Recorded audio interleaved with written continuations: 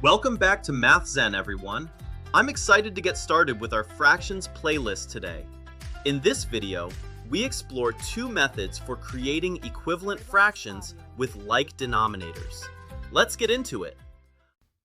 Alrighty, so this first method that I'm going to show you how to create equivalent fractions with like denominators is probably the most common way you're going to see teachers show this to you. Me personally, I kind of find this the lazy way. Eventually in this video, I'll show you a better way. So what most teachers are going to tell you is that if you have two fractions, like in this example, we have 3/4 and 5/6, they're just going to tell you that you can take the two denominators and multiply them by each other. So 4 times 6 would give us a new denominator of 24, which is what we have over here. And all you really need to remember here is that if you multiply this denominator by 6, you also need to go up and multiply the numerator by 6. So 6 times 3 gave us this 18 right here.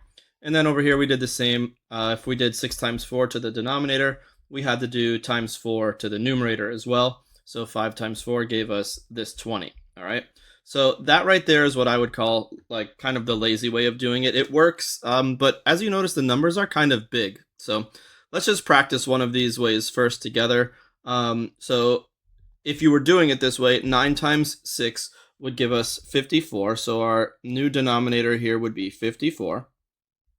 And what you would need to tell yourself is, okay, what did I do to this 9 here to make the 54? Well, I multiplied by 6. Which means I have to then go to the top again and multiply that by 6, which is going to give me 18. So then I would go to the next fraction, 4/6, and I would do the same. I'd say, what did I do to this 6 to make 54? Well, I multiplied it by 9, which means I have to do the same to the numerator, which is going to give me 36.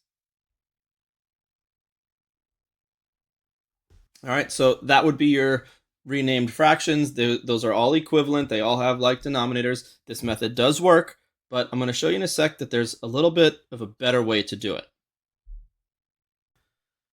All right, now that I have shown you the quote-unquote lazy way of doing this, let's take a look at an alternative method for renaming fractions using common denominators. So this method is called using the LCD. LCD stands for least common denominator. And the way we find that is we take our two denominators and we simply list their multiples until they have a match. I generally teach my kids to go 5 terms for each denominator. And at that point, you don't yet have a match. You just have to continue listing multiples. But most of the time you will have a match. So we start with 4, then we jump to 8, then 12, then 16, then 20. And now I do the same for 6. We start with 6, then we go to 12, then we go to 18, then we go to 24, and finally 30. As you can see, we have a match here at 12. So 12 is what we call the LCD, and that's the new denominator that I want to use for my two fractions. So what I would do next is I would ask myself, what did I do mathematically to this 4 to create this 12? Well, what you did is you multiplied by 3. So whatever you do to the denominator, you have to remember to do the same thing to the numerator. So here we have 3 times 3, which gives us this 9. Next, for the fraction 5/6, we would ask ourselves the same thing. Mathematically, what did I do to this 6 to create this 12? Well, we multiplied by 2. So when we multiply the denominator by 2, we have to go up and multiply the numerator by 2, which gives us 10. So I don't know about you guys, but in the previous example, we were left with 18/24 and 20/24. To me, 9/12 and 10/12 is way more comfortable for me to be working with. The numbers are smaller. I'm feeling a little more confident that I can do mental math with these if needed. So again, using the LCD might have a little more legwork in finding it, but it creates much easier fractions to deal with. Now on the next slide, we'll try to do one of these together. Alrighty, now that you've seen me walk you through how to find the LCD of two fractions, let's go ahead and try to do one of these on our own. So what we're going to do is take our two denominators, 9 and 6, and we're going to list their multiples until we find a match. So let's start with 9. So we have 9, 18, 27, 36, and 45. And then we're going to do the same with 6. So we start with 6, then we have 12, then we have 18, then we have 24, and finally we have 30.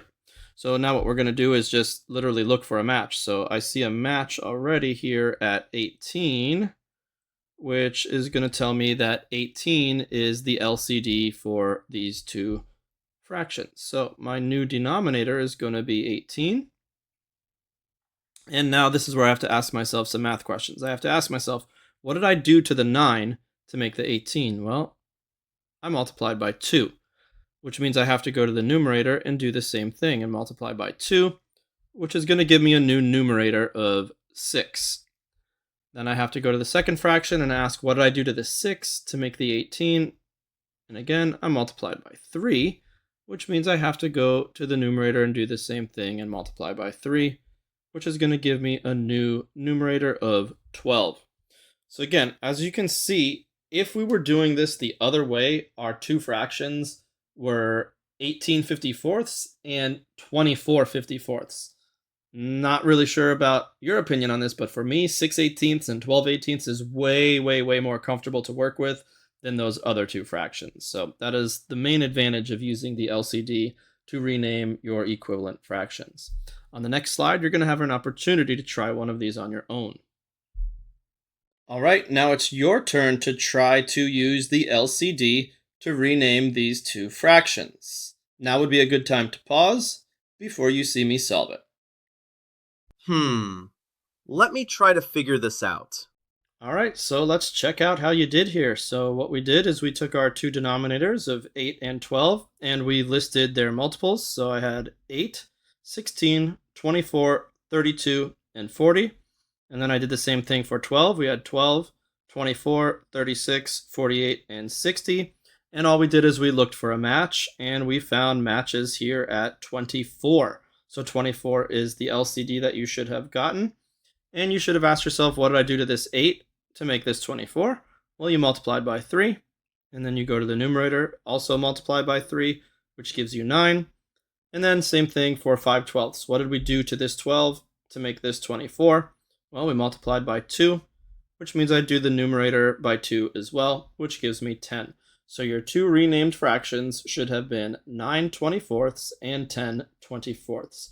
Very well done if that's what you got. Really nice work today. I know fractions can be tough for kids, but hopefully with this series, you become a bit more comfortable with them. If you haven't already, don't forget to subscribe, as it really helps the channel grow. That's all for today, and as always, don't forget to find your Math Zen.